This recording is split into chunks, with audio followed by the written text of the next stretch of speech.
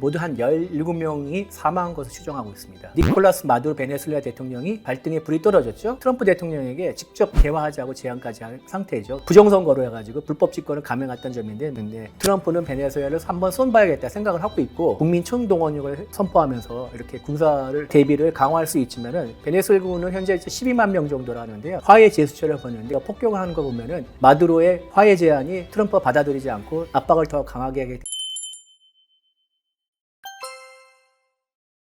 9월 16일에 이어서 또 19일에도 마약 밀매 조직원들이 탄 것으로 추정하는 선박을 폭격해서 제거했다고 또 트럼프 대통령이 자랑을 했죠. 동영상까지 공개했는데요. 현지 시간 기준은 2일, 15일, 19일 이번에 세 번째고요. 모두 한 17명이 사망한 것으로 추정하고 있습니다. 니콜라스 마두로 베네수엘라 대통령이 발등에 불이 떨어졌죠. 트럼프 대통령에게 직접 대화하자고 제안까지 한 상태죠. 그리고 편지를 보냈는데 우리의 관계를 더럽힌 허위 사실들을 함께 극복하고 역사적인 평화로운 관계를 만들어가길 바란다. 그래서 이 편지를 제3국을 통해서 전달했는데 이게 이제 보면은 9월 6일자입니다. 그러면은 2일 첫 마약선 폭격 이후 바로 보낸 것으로 생각할 수가 있는데요. 그러는데도 불구하고 15일과 19일 두 번 더 폭격이 있지 않습니까? 트럼프가 마두로 대통령의 제안을 확실하게 거절했다고 이렇게 볼 수가 있는데, 그럼 왜 우리의 관계를 더럽힌 허위 사실이 뭐냐 하면은 트럼프는 마두로를 독재 정권으로 규정했습니다. 그리고 마두로 정권을 마약 카르텔이라고 하면서요. 마두로를 그 수괴라고 해서 이미 기소까지 한 상태입니다. 그리고 마두로의 목에는 현상금까지 걸려있어요. 5천만 달러. 이게 무슨 일이냐면은 태양의 카르텔이라고 했습니다. 태양의 카르텔이 뭐냐면은 흔히 아는 코카인의 주요 생산지는 콜롬비아하고 그 옆에 이제 페루도 약간 생산하는데, 콜롬비아와 페루에서 생산하는 이 코카인이 미국으로 들어갈 때 주로 이제 멕시코로 통해서 들어가는데 옆에 있는 베네수엘라가 도움을 많이 줬다. 특히 근데 베네수엘라에는 정부의 고위 관료들이 깊숙이 개입했다 해가지고 태양의 카르텔이라고 하는데, 실제로 93년에 베네수엘라 국가방위인권이 있습니다. 거기는 국가헌병대라 해가지고 프랑스처럼 국가헌병이 중앙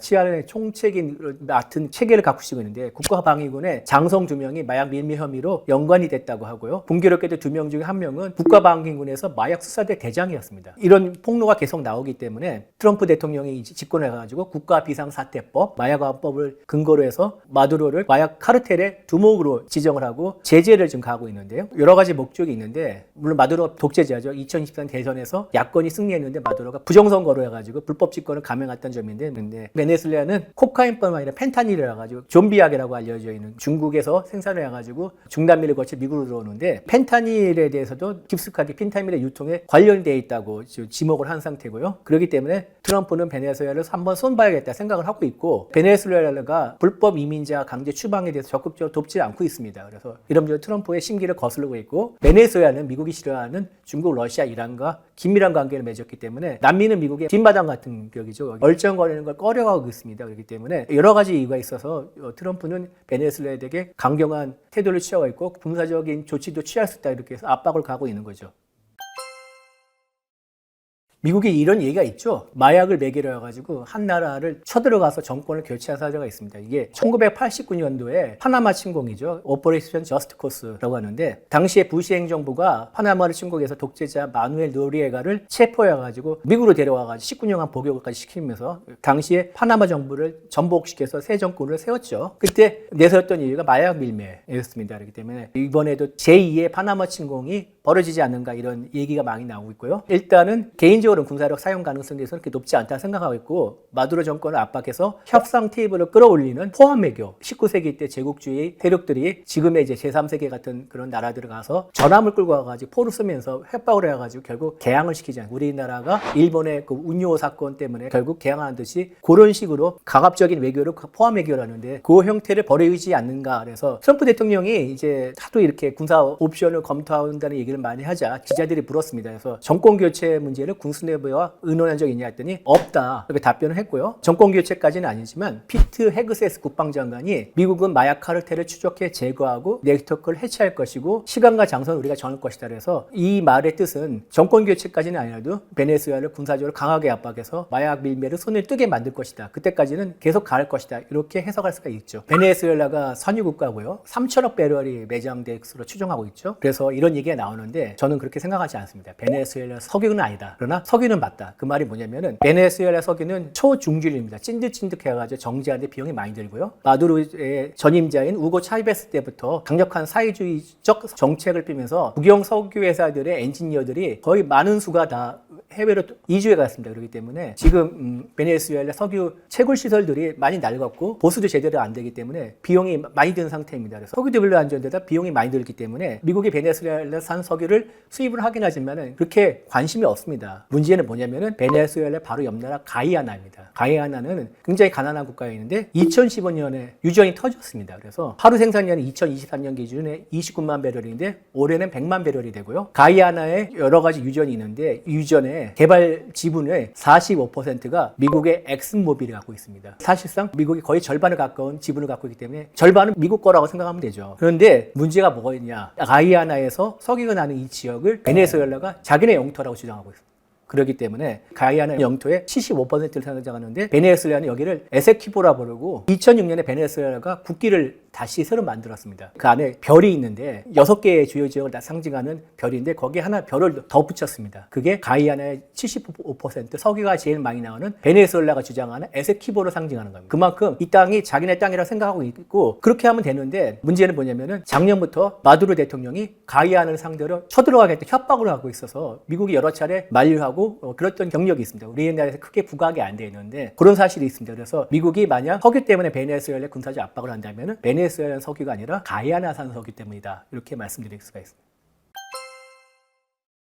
마두로 대통령이 8월 14일에요. 휴대폰을 이렇게 귀에 대고 니하오 셰셰 이렇게 인사했는데요. 그 휴대폰이 화웨이 휴대폰입니다. 그리고 이 휴대폰은 시진핑이 선물해 준 것이다. 위성통신으로 연락이 된다. 가끔 통화한다. 그래서 중국이 마두로의 뒷배다. 공개적으로 자랑한 거죠. 그래서 미국의 신경을 건드릴 수밖에 없고요. 베네수엘라는 현재 이제 국제 제재를 받고 있기 때문에 석유의 판로가 되게 제한되어 있습니다. 그래서 베네수엘라 전체 석유 정제 제품의 90%가 중국으로 수출되고 있습니다. 그래서 베네수엘 뒷배이자 경제적인 최대 거래처가 되는 거죠. 그리고 중국은 베네수엘라의 최대 투자국이고 중국은 그 베네수엘라의 석유 국영기업과 직접 투자를 했기 때문에 생산과 공급망에 직접 참여해서 깊숙이 발을 담근 상태죠. 그렇기 때문에 중국 입장에서는 베네수엘라에 투자를 해가지고 중남미를 중심으로 한 공급망을 다변화하고 중국의 주요 석유 수입처 중동 같은 경우는 해상 수송로가 확실하게 이제 미국으로부터 완전하게 확보할 수 없기 때문에 베네수엘라산 석유가 중국에게는 굉장히 중요한 거겠죠. 그리고 베네수엘라는 마찬가지 국제 제재를 받는데 유일한 탈출구가 지금 중국일 테고 중국으로 석유를 직접 보내거나 아니면 해상에서 환적 비밀 박곽치기를 해가지고 몰래 빼들고 있는데 미국 해군이 지금 베네수엘라 앞바다에 전개가 되어 있는 상태죠. 베네수엘라가 석유를 중국으로 보내거나 아니면 환적하는 것을 상당히 지장을 받아서 베네수엘라의 목을 지금 쥐고 있을 상황이 될 수도 있고요. 미국의 제재가 더 심해지고 세컨더리 그러니까 2차 제재 압박 때문에 베네수엘라와 중국의 무역이 12% 정도 감소한 경향이 있어 중국이 물론 조심하고 있지만은 아직까지 그래도 베네수엘라는 중국을 지지할 것을 생각하고 그리고 중국 입장에서도 베네수엘라 같은 친중 성향이 강한 국가를 놓치기는 쉽지 않을 것이고요. 러시아 관계를 말하면 이제 우고 차베스가 집권하고 난 다음에 러시아산 무기를 상당히 많이 수입했습니다. 그래서 전투기가 수호이 30, S-300 지도고 미사일도 사들이고 있고 러시아와의 관계도 긴밀하게 맺고 있고 마두로 정권은 그걸 승계하고 있는 상태이기 때문에 미국 대륙에서 중국과 러시아가 발을 담그는 걸 미국이 원치는 않겠죠. 이런 면에서도 미국이 베네수엘라를 상당히 껄끄럽게 생각하고 군사적인 압박을 가할 수 있는 명분으로 삼을 수 있다고 생각합니다. 중국 입장에서 석유 때문이고 그리고 친중 성향이 확실한 국가를 중남미에 영향력을 확대할 수 있는 어떤 발판에 삼을 수가 있고 러시아도 마찬가지 입장이지만은 베네수엘라한테는 불행한 게 중국과 러시아는 베네수엘라에 분명한 이익이 있지만은 사활적 이익은 없습니다. 그렇기 때문에 베네수엘라를 지키려고 미국과 한판을 뜰만한 그런 이익은 가지고 있지 않기 때문에 미국이 베네수엘라를 침공하더라도 립서비스는 할 수 있습니다만은 그러나 적극적으로 베네수엘라는 돕지는 않을 것이라고 생각합니다. 화해 제스처를 보냈는데 그 이후에도 계속 마약 밀매선을 2차례 더 폭격을 하는 거 보면은 마두로의 화해 제안이 트럼프가 받아들이지 않고 압박을 더 강하게 하게 되기 때문에 마두로에게 가장 중요한 건 뭐겠습니까? 자신의 안위와 정권의 지속인데 그를 위해서는 지금 가장 중요한 게 내부 결속이 중요하다. 조금이라도 흔들린 모습을 보면 베네수엘라 같은 독재 체제국에서는 독재자가 조금의 흔들린 모습을 보이면은 국민이 일어나는 것보다는 그 밑에 있는 지지층에서 이반이 생기면서 균열이 생기면은 바로 들고는 일어났기 때문에 결집이 필요해서 이렇게 더 강한 모습을 보이고 있고 총동원령 또는 내부 통제를 강화하는 조치를 국민이 취할 수 있을 거라고 생각합니다. 그렇게 많은 카드가 있지는 않습니다. 그러니까 미국이 베네수엘라의 주권을 침해하고 있고 베네수엘라 상대로 비공식 전쟁을 벌이고 있다 규정하면서 유엔을 포함한 다자 국제 무대에서 규탄을 하고 이런 압박을 할 수가 있지만 트럼프 대통령이 국제적인 여론이나 외교 무대에서 압박에 대해서 크게 개의치 않은 상태면 이거는 큰 효과는 없을 것 같습니다. 그리고 아까 말씀드렸듯이 내부 결속을 다지면서 국민 총동원력을 선포하면서 이렇게 군사를 대비를 강화할 수 있지만은 베네수엘군은 현재 12만 명 정도로 하는데요. 이런 독재국가의 군대는 대개 보면은 주적이 외적이 아니라 내부의 국민 또는 불만 세력이기 때문에 실제적인 전투력은 그렇게 강하지가 않습니다. 그래서 미국이 뭐 직접적으로 침공하리라는 생각은 안 하지만은 만약 침공한다 하면 베네수엘라군이 얼마나 막을까는 좀 의문을 들고요. 국내적으로 이렇게 애국심을 고취하는 프로파간다를 되게 강화할 것이고 반미 부추길 것이고 그리고 긴밀한 관계에는 중국과 러시아에게 SOS를 치겠지만 말씀드렸듯이 중국과 러시아는 베네수엘의 사활적 이익이 없기 때문에 도울 수 있는 건 한계가 있고 결국 이렇게 쓸 수 있는 카드는 크게 없습니다. 그래서 결국 시간의 문제가 아닐까. 결국은 마두로가 양보를 하지 않을까 하는 게 제 개인적인 소견입니다. 개인적으로 그렇게 봅니다. 베네수엘라를 침공하거나 베네수엘라에 대해서는 어떤 목표를 타격하는 것보다는 이렇게 해상 봉쇄 형태를 취하면서 마약 밀매를 하는 것을 추정하고 있는 선박이나 항공기를 격추하거나 아니면 붙잡거나 이런 형태를 취하면서 압박을 계속 취하고 있겠죠. 베네수엘 가까운 곳에 군사력을 특히 푸에르토리코라고 해서 중미에 있는데 거기에 F-35 브라보 해병대용 열대인가가 갖다 놨는데 이런 것만 해도 베네수엘이 큰 압박이 됩니다. 그렇기 때문에 베네수엘라가 이것을 얼마나 오래 버틸 수 있을까 좀 개인적으로 의문이 됩니다. 대로 이란은 이스라엘을 위해 일하는 스파이를 잡느라 아주 혈안이 되어 있죠. 그래서 상당수를 잡아가지고 공개 처형을 시키는 이런 보도도 나오고 있는데 트럼프는 작전을 지지하며 가능한 빨리 끝내라 이것을 원하고 있고 발생할 수 있는 모든 책임은 이스라엘이 져라 이런 약삽한 태도죠. 최근에 또 이스라엘이 카타르를 또 폭격하면서 이 이후에 이제 중동 내 긴장이 아주 위험한 수준으로 올라갔는데요. 그리고 중동에서 가장 큰 미군 기지가 있는 국가고요. 미국이 중동 지역에서 영향력을 상당히 많이 잃을 것이고 이스라엘군이 이제 지난 15일 지상군을 가자 지구에 투입했죠. 이틀간에 공습을 150회 이상 감행했고요. 하루에 100명 이상이 숨졌는데 지금까지 부상자만 400명 정도 되고요. 베냐민 네타냐후 이스라엘 총리는 이번 작전이 팔레스타인 무장자 하마스를 근절하게 한 것이라 주장했는데 가자시티가 하마스의 마지막 걱전이기 때문에 이곳을 점령하겠다. 이게 작전의 최종 목표다. 가자시티는 이제 한 200만 명이 넘었는데 현재 전쟁으로 인해서 100만 명 정도가 남아있고 이 중에 수십만 명 정도가 고립이 돼 있는 상태고 대피 공간이 부족하고 지금 뭐 생필품도 부족해가지고 아비규환이고 뭐 지금 난리도 아닌데 왜 이렇게 작전을 하냐. 지난 5월부터 시작했던 기드온의 전차 작전이 있습니다. 석 달간 넉 달간 했는데 가자시티를 점령하고 하마스를 근절하고 인질을 구출하는 게 목표인데 어느 거 하나 이루지를 못했습니다. 그래서 한번 시즌2를 한다고 생각하는 게 보면 되죠. 이게 제대로 될 것인가 이스라엘 내부나 외부에서 다 의문을 많이 가지고 있고요. 그리고 하마스는 인질을 방패로 삼는 작전을 내세우고 있죠. 정당성 매복이라고 하는데 인질을 이제 이스라엘의 눈을 피해서 하마스가 가자시티의 지하에 있는 시설에 숨겨놨는데 숨겨놓은 인질들을 끄집어내서 건물에다가 이제 하는 겁니다. 그러니까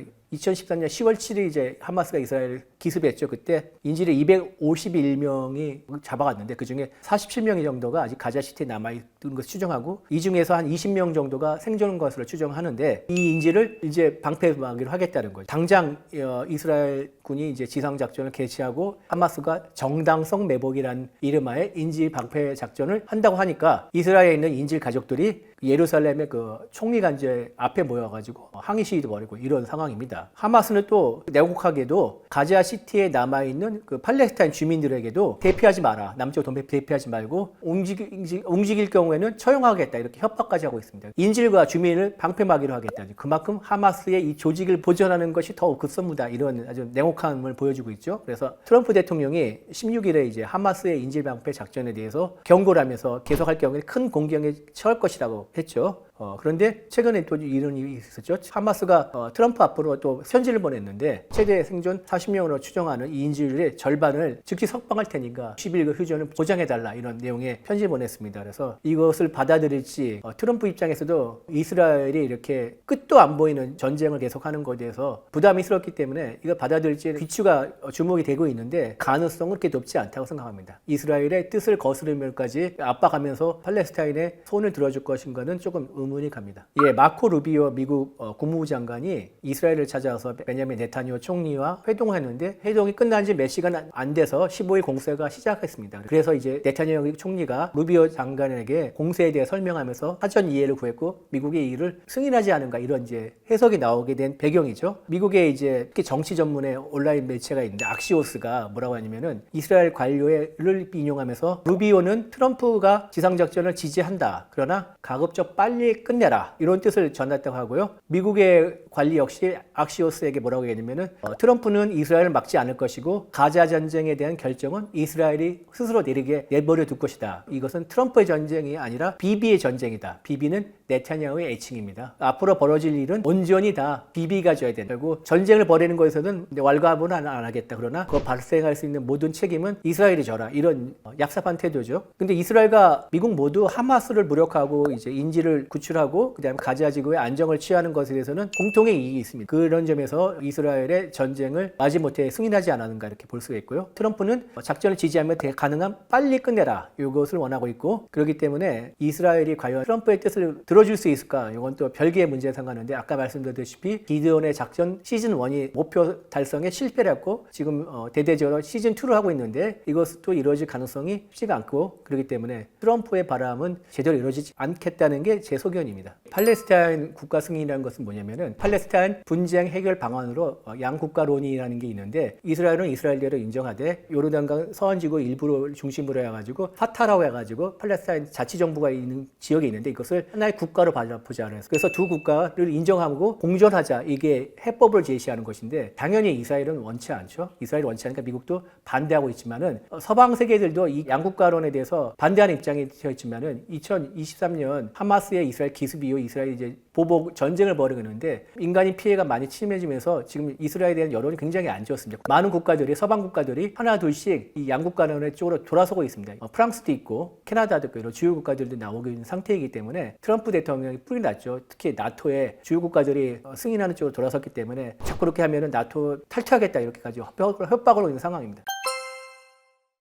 중국은 친팔레스타인 기조이죠. 49년에 중화인민공화국이 건국한 이후에 팔레스타인의 독립과 권리를 꾸준하게 지지했고 반제국주의와 해방운동의 상징으로 인식하면서 계속 지원을 해왔습니다. 그리고 중동은 중동 지역에서 아랍 국가들의 긴밀한 협력 관계를 유지하기 위해서 하나의 수단을 받기 때문에 이런 상황에서 계속 이제 가자 지구 전쟁이 길어지면서 이스라엘을 비판하면서 중국은 팔레스타인 독립을 계속 지지를 여러 번 표명을 했습니다. 그리고 지난해 또 7월 20일부터 23일간 중국은 하마스와 그다음에 팔레스타인의 정파가 주요 정파가 14개인데 모든 정파의 대표를 불러가지고 화합하는 자리까지 마련하고 있습니다. 그만큼 팔레스타인에 대해서 깊은 이해관계를 갖고 있다는 걸 자랑하고 있고요. 왜 이렇게 팔레스타인을 지지하냐? 아까 말씀드린 전통적으로 팔레스타인을 반제국주의 상징으로 해서 인식하면서 돕기도 하였지만은 이스라엘이 미국의 밀접한 동맹이고 그렇기 때문에 이 동맹 관계를 견제하는 목적도 있고요. 중국이 이제 국제사회에서 중재자로 나서가지고 이스라엘과 팔레스타인 갈등을 조정하는 모습을 보여주면 중국의 외교력을 더 높이고 국가에게 부합하는 그런 측면도 있기 때문에 친팔레스타인 기조 그리고 반이스라엘 기조를 이어가고 있다고 생각합니다. 겉은 평온하죠. 근데 속으로는 아직도 긴장 관계가 있는데 이스라엘의 정보기관 모사드죠. 모사드가 이란 내 작전 능력을 유지 중이라는 이런 외신도 있었고요. 반대로 이란은 이스라엘을 위해 일하는 스파이를 잡느라 아주 혈안이 되어 있죠. 그래서 상당수를 잡아가지고 공개 처형을 시키는 이런 보도도 나오고 있는데 제가 어디서 듣기로는 이번에 이스라엘이 이란 깊숙이에서 침투해가지고 상당히 고난도 작전을 벌이는데 그 협력하는 세력이 인도계 IT 엔지니어들이 많이 도왔다 이런 첩보가 있어가지고 이란에서 인도계 IT 엔지니어들을 많이 지금 색출하고 했다 이런 얘기를 들은 적이 있는데요. 이 상황에서 최근에 이제 주목할 만한 보도가 있었는데 이스라엘이 시리아 영토에 이란을 공격할 수 있는 항로를 열어두라고 이렇게 압박을 가하고 있다 이런 내용인데 아시다시피 이제 시리아는 14년간의 내전을 끝내고 올해 초에 그 과도 정부가 성립이 되면서 서방 세계와 관계를 정상화하려고 지금 굉장히 노력하고 한국과도 수교하지 않았습니까? 이스라엘이 시리아에게 지금 내놓고 있는 안보 협정안은 시리아 수도 다마스쿠스와 이스라엘 국경에 이르는 그 남부 지역을 세 개로 나눠가지고 무장을 차별화하라. 이스라엘과 가장 국경과 가까운 지역은 거의 시리아군을 주둔하지 말고 중화기도 반입하지 말고 경찰과 같은 치안병력만 남겨둬라. 거의 시리아의 주권은 아우로브 안중인 이런 제안이죠. 다마스쿠스부터 이스라엘 국경까지 영공은 비행금지 구역으로 지정하라. 또 웃기는 게 뭐냐면 이스라엘은 시리아 영공을 이제 이란과 가는 이 항로는 이스라엘의 임의로 언제든지 비행할 수 있도록 열어둬라 이런 것까지 요구하고 있답니다. 그러니까 유사시에 다시 또 이란을 폭격할 경우에는 시리아의 영공을 제집 드나들면서 이란을 폭격하겠다 이런 의도를 내세운 거죠. 근데 시리아는 이스라엘 요구를 마냥 거절할 수 없는 게 서방 세계와 관계를 정상화를 모색하고 있는데 요구를 일부라도 수용하고 있어야 되지 않은가 이런 압박을 받고 있는 상황이라고 합니다. 그래서 이게 어떻게 될지 모르겠으나 상당 부분 수용하지 않을까 생각이 됩니다. 예, 아브라함은 뭐 아시다시피 성경 속 인물인데 이스라엘과 아랍의 조상으로 여겨지고 있죠. 이슬람교에서도 되게 중요하게 생각하는 그 꾸란에서도 되게 중요한 인물로 그려져 있습니다. 그래서 아브라함 협정이라는 건 이제 트럼프가 중재를 해가지고 이스라엘과 아랍에미리트, 이스라엘과 바레인 사이에 국교를 맺게 하는 걸 협정을 말하는데 그래서 2020년 8월에 이스라엘과 아랍에미리트가 9월에는 이스라엘과 바레인이 국교를 맺었습니다. 그래서 협정 서명식은 트럼프가 지켜보는 가운데 백악관에서 열렸습니다. 그래서 트럼프가 중재했다는 걸 대놓고 자랑한 것이죠. 2020년 10월에는 수단과도 협정을 맺었는데 국교 정상화까지는 안 됐습니다. 그리고 12월에는 모로코와 협정이 체결해가지고 모로코와도 외교관계를 수립하고 있습니다. 지난해 이스라엘에 출장 가는데 한국과 텔아비브 간 직항이 전쟁 때문에 없기 때문에 다른 나라를 거쳐서 갔는데 아랍에미리트를 갔습니다. 두바이에서 갈아타가지고 갔는데 아브라함 협정 때문에 아랍에미리트와 이스라엘 국교 정상에서 항로까지 뚫렸는데 신기한 것은 비행기를 기다리는데 목적지가 안 나왔습니다. 데스티네이션 텔아비브는 안 나오고 그냥 편명과 출발 시간만 이렇게 나와가지고 그게 되게 인상 깊었습니다. 그만큼 관계는 정상인데 대놓고 얘기하기는 싫다 이런 뜻이라고 생각하는데요. 그리고 트럼프 2기 때는 시리아에도 아브라함 협정을 맺으라고 촉구하고 있죠. 그리고 또 사우디아라비아도 원래 아브라함 협정에 대해서 진지하게 고민했는데 2023년 10월 이후 하마스의 기습 공격이 중단이 됐고요. 최근에 또 이스라엘이 카타르를 또 폭격하면서 이게 이제 상당히 물 건너가지 않았나 당분간은 이런 생각이 듭니다. 가장 최근 상황은 유엔 안전보장이사회가 이제 19일 이란의 프로그램 개발과 관련한 국제사회 제재를 종료할 것이냐 유지할 것이냐 이런 이제 표를 했는데요. 결국은 제재를 복원한다, 유지한다는 쪽으로 결과가 나와서 이란이 크게 반발하고 있는데요. 이번에 안보리이사국 15개국이 참가했는데 중국, 파키스탄, 러시아, 알제리 4개국은 제재를 멈춰라. 미국, 영국, 프랑스 등 9개국은 제재를 복원하라. 한국과 베네수엘을 가행하는 기권을 했습니다. 이건 왜냐면은 2015년 7월에 버락 오바마 당시 미국 대통령이 중재를 하고 유럽의 영국, 프랑스, 독일 3나라가 참가해서 이란의 핵 합의가 있었는데 공동포괄 행동계획 JCPOA라는 걸 맺었습니다. 이거는 뭐냐면은 이란이 IAEA의 사찰을 받고 우라늄 농축을 상당히 저농축까지만 하자. 그 대신 제재를 풀겠다 이러면서 이런 내용의 협정을 맺었습니다. 이를 지키지 않을 경우에는 다시 국제사회 제재를 복원하게 했는데 이걸 스냅백이라고 합니다. 이번 제재 유엔에 결의하는 스냅백의 찬반 여부를 묻는 거였고요. 이 JCPOA의 유럽 참가국이 영국, 프랑스, 독일 이 나라 E3라고 하는데 지난달 28일에 모여가지고 이란이 핵 합의를 이행하지 않으면 스냅백을 발동하겠다 이렇게 경고를 했죠. 스냅백의 근거가 되는 것은 안보리 결의안 2231호인데 발효 10년이 되는 10월 18일에 만료가 됩니다. 그러니까 10월 18일까지 어떤 조치가 안 되면 제재가 복원이 되는 거죠. 30일 이내에 제재 유예를 지속하겠다는 결의가 채택이 되지 않으면 스냅백이 자동 발효가 되는데 이 데드라인이 9월 27일입니다. 시간이 얼마 안 남았죠. 긴박하게 지금 움직이고 있는데 제재가 이루어지면은 굉장히 광범위합니다. 재래식 무기 수출 금지, 그다음에 탄도미사일 생산 제한, 그다음에 자산 동결, 비자 발급 금지, 그다음에 원유 수출도 제한이 가겠고요. 그래서 27일까지 E3와 이란 간의 극적인 합의가 있어야만 제재 유예가 지속을 할 수 있는데 이제 유엔 총회가 지금 열리고 있지 않습니까? 이 기간 중에 미국 뉴욕에서 E3와 이란 간의 또 최후의 막판 협상이 벌어지지 않을까 상당히 많이 예상하고 있고 그래서 여기서 실마리를 찾을 경우에는 제재가 유예가 될 것이고 실마리가 찾지 않을 경우에는 제재가 다시 가동하면 스냅백이 되면서 중동 정세가 되게 복잡하게 진행될 것 같습니다. 지난 9일에 카타르 수도 도하에서 머무는 하마스의 지도부를 겨냥해서 이스라엘이 공습을 벌였죠. 이 이후에 이제 중동 내 긴장이 아주 위험한 수준으로 올라갔는데요. 카타르는 이스라엘과 하마스 간 협상을 중재하고 있는 나라입니다. 협상이 벌어지고 있는 나라기도 하고요. 휴전을 위해 협상 중에 상대팀을 살해하는 행위는 휴전에 도움이 안 되겠죠. 그래서 하마스는 당장 인질 석방 협상은 없던 일로 하자 이렇게 격양된 상태고요. 또 카타르는 또 이스라엘 적국도 아닙니다. 그리고 중동에서 가장 큰 미군 기지가 있는 국가고요. 이번에 폭격은 카타르의 안보를 훼손할 뿐만 아니라 중동 지역의 미국의 취약성을 드러내는 또 이인데, 미국이 이스라엘의 공습을 미리 알았나, 미리 알고도 묵인했나, 아니면 승인했나, 어떤 답이 나오는 거에 따라서도 정도의 차이는 있겠지만 결국 미국이 카타르에 대한 안보 공약이라는 것은 휴지지 것과 같다, 이런 거를 하기 때문에 카타르뿐만 아니라 중동의 다른 미국의 우방국들은 결국 미국이 자신들의 안보를 지켜주겠다는 이 공약을 믿지 못하고 각자 도생의 길로 들어설 수밖에 없는, 이 결과적인 예가 얼마 전에 사우디아라비아, 파키스탄이, 그러니까 상호방위 조약에서